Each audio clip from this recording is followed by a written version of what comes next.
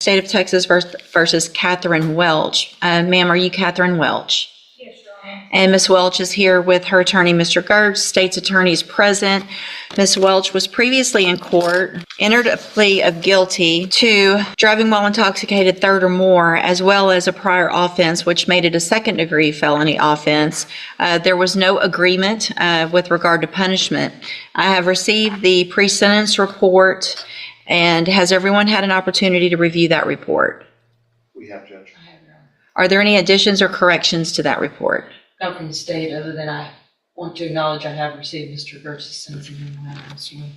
I'm going to get to that too in just a second. Any additions or corrections? Aside from the one comment that I make in the sentencing memoranda about a comment that she made about rehabilitation, I think it's more of a clarification, so I'm happy to touch on that. But other than that, we don't have any additions or corrections. Okay. And Ms. Malfino has already stated, as well as I received the sentencing memorandum at 5:47 p.m. yesterday. Going to point that out for the record. The Harris County judge got her sentencing memoranda at midnight, so. Well, it was reviewed quite early this morning, but I did review it. Ms. Malfino, you've had time to review it as well? Same, Your Honor. Okay. Other than that, I think you all should have a couple, there's only a few, but there were some jail incident reports that should have been provided to counsel. Did you both receive those as well? Yes, Judge. I did. Okay. Is everyone ready to proceed with sentencing then? Yes, Judge. Yes. All right. Mr. Gertz, do you have witnesses? I'm not going to call any live witnesses unless the court requires it. When we have a person present from the Dream Center, if the court wants to inquire about that, I would essentially let her come up and talk if you want to have that conversation. But Okay. I think, our focus here is going to be on the topics that we talked about or write about in the sentencing memo. And, just sort of allowing, if the court decides to do what we're asking you to do, we are open and welcome to whatever the court requires of her Sure. to enter and successfully complete. We just wanted you to have that option on the table as well. That Okay. is an option that doesn't cost the court anything. Right. Or the state anything. And for the record, I'm aware of the Dream Center and their program and what they do. And so if I have any specific questions, if we get to something where I would need that, then I appreciate them being here and I'll ask those questions. Ms. Malfino, does the state have any witnesses? No, Your Honor. All right, then argument. Judge, I want to, I recognize this is a unique case and a unique ask that we're making here. This is not something small that we're asking for. I have sort of personally taken Catherine on over the last 3+ years, I guess almost 4 years, as a project for me, if that makes any sense. And what I mean by that is I really wanted to put to the test, could this person do everything that I asked her to do to at least get her an opportunity to be here in front of you asking what we're asking for? She exceeded my expectations by doing the 90-day inpatient rehabilitation. And while she was there, she started to explore with her counselors and her therapists there some of the underlying issues that went beyond just physical addiction, but actually had to do with her mental health and some of the things that she's experienced in her life. I'm not going to detail them on the record, but the court is aware of what those things are. Incredibly traumatic events that I think she had repressed and had never really addressed and explored. And so those counselors recommended not just aftercare, but a specific outpatient program to address some of the trauma issues that she's had. She went and checked into that program, stayed for basically a year, and again, did everything we asked her to do. When I told her to go get her own drug patch, I told her to go get her own interlock device. She did all of that. Those records should be attached to the memo. She was successful, has been following the rules, doing everything we've asked her to do, had been going to AA, had gotten a counselor, actually reached out and befriended the director of the Dream Center to try to figure out what she can do next to sort of commit herself to her sobriety and to fixing the mental health issues that I think stem from the challenges that she faced as a young person. She, sometimes it's easy to look at one side of the ledger, the rap sheet or the criminal history, and think that that defines this person. What I have been fortunate enough to do is to really dig down and get to understand her as a human, and see that all the progress she's made, all the effort she's made, and see what she's done well and all the problems that she's been addressing well. She's obviously very anxious about this day, but we've been looking forward to this day as well to be able to present that.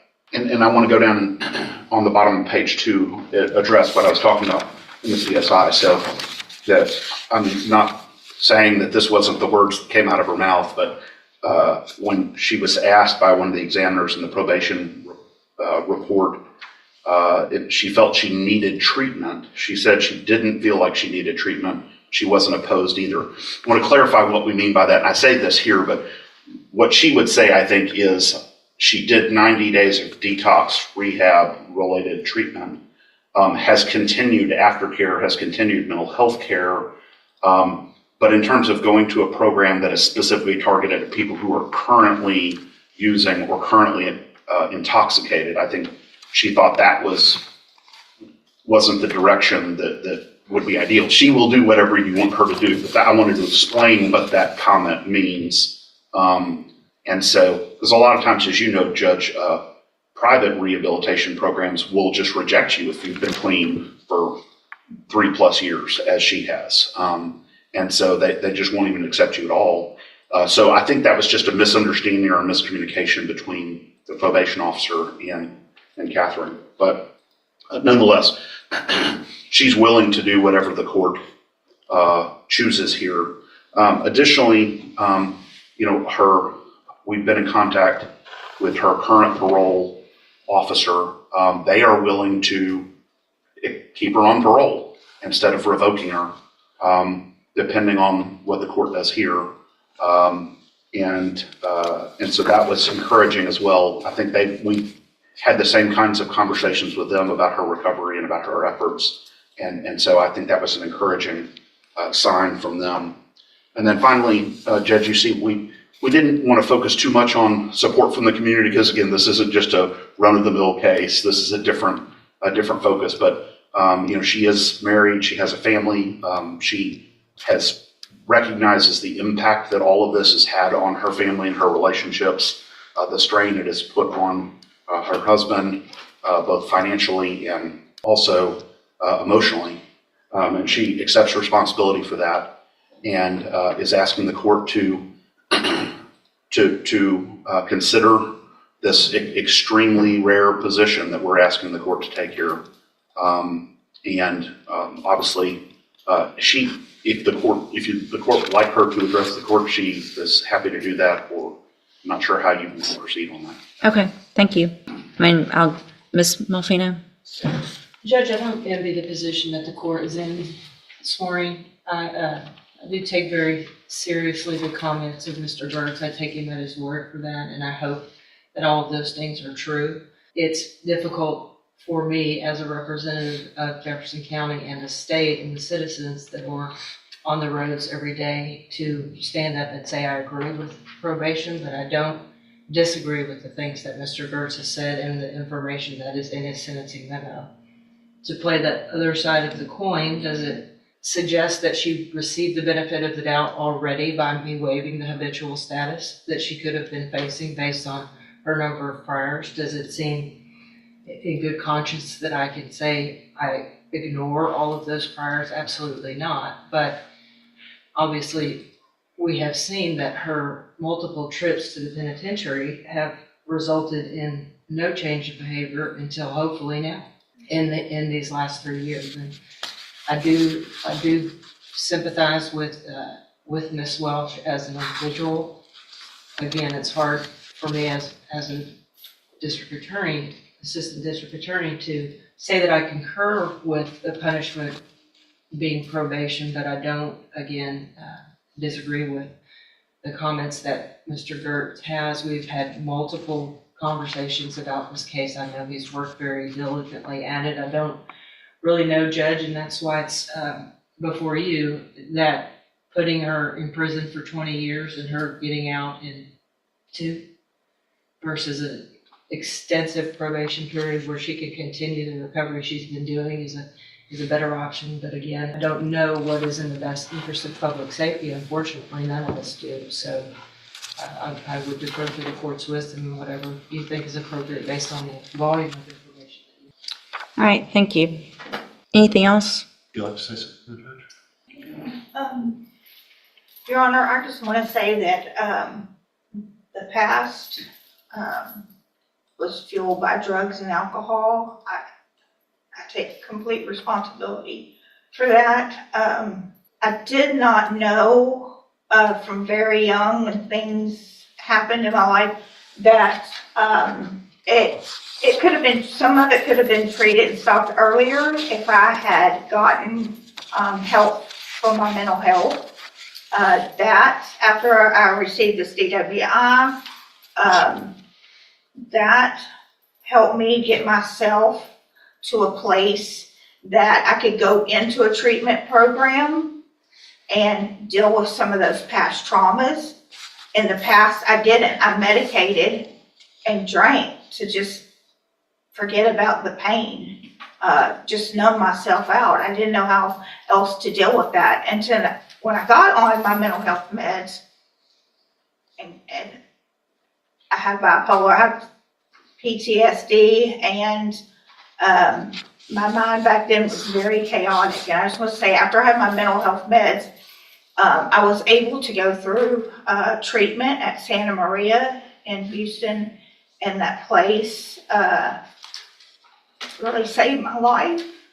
I did extensive 90-day treatment with trauma counselors. It was a trauma-informed community there.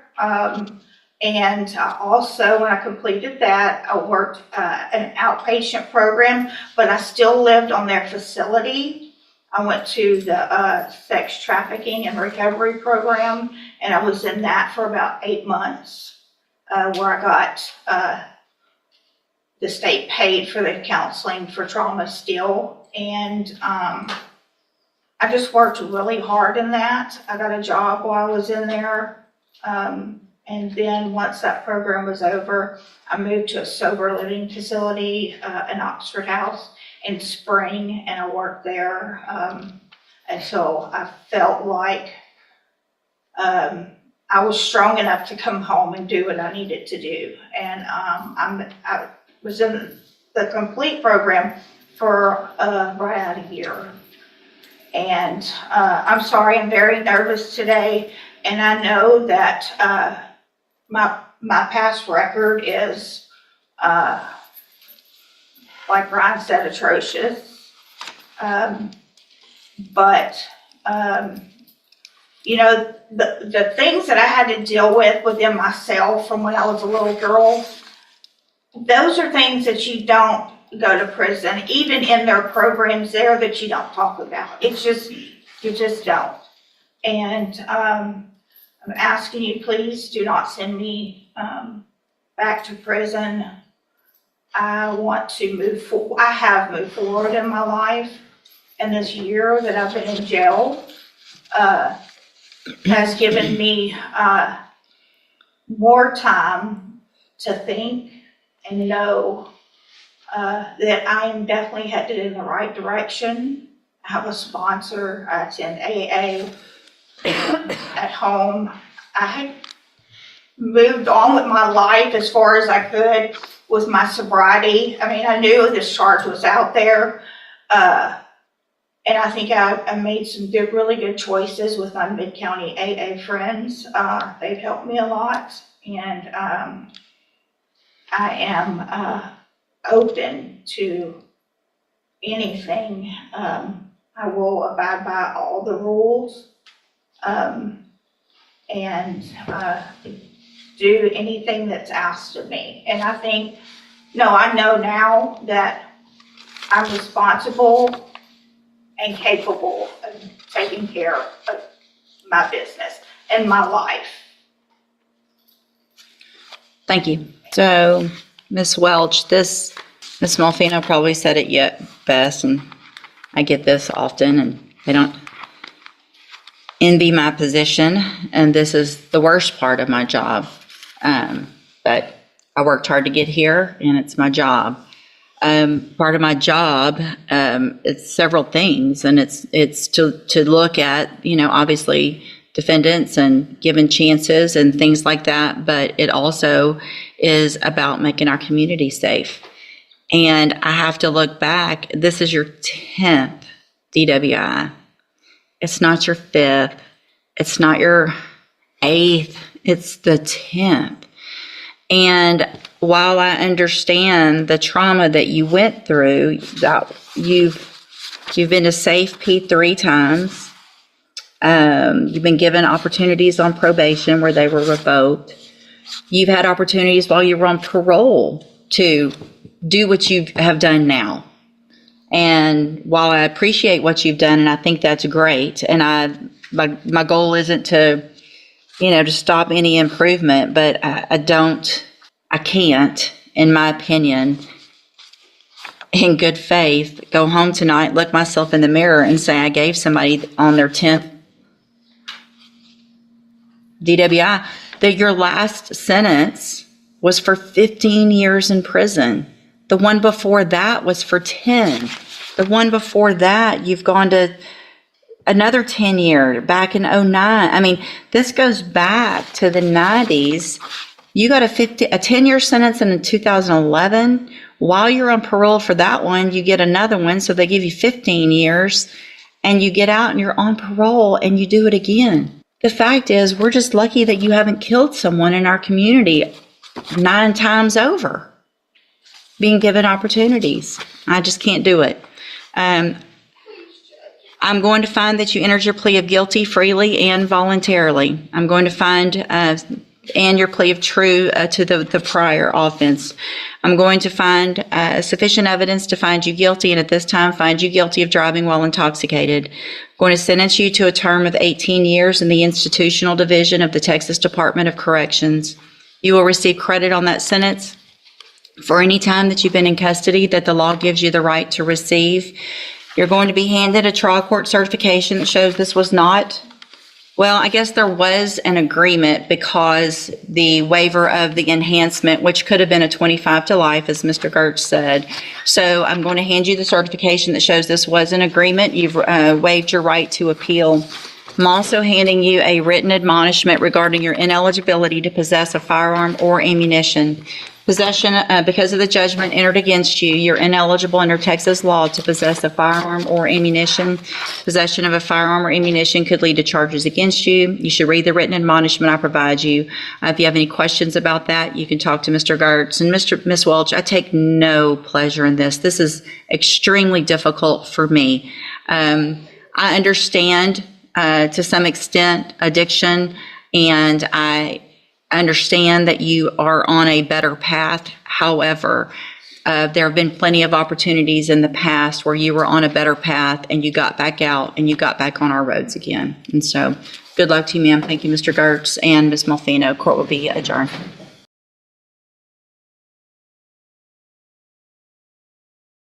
And there it is. After years of struggle, of rehab and relentless effort, the courtroom reminds us that choices have consequences. Catherine Welch has walked a path of recovery, fought her inner demons, yet the law measures not just intent but history. In the end, this moment is about accountability, about the weight of past decisions, and the reminder that even the strongest human spirit faces limits. What does justice truly mean when redemption and responsibility collide?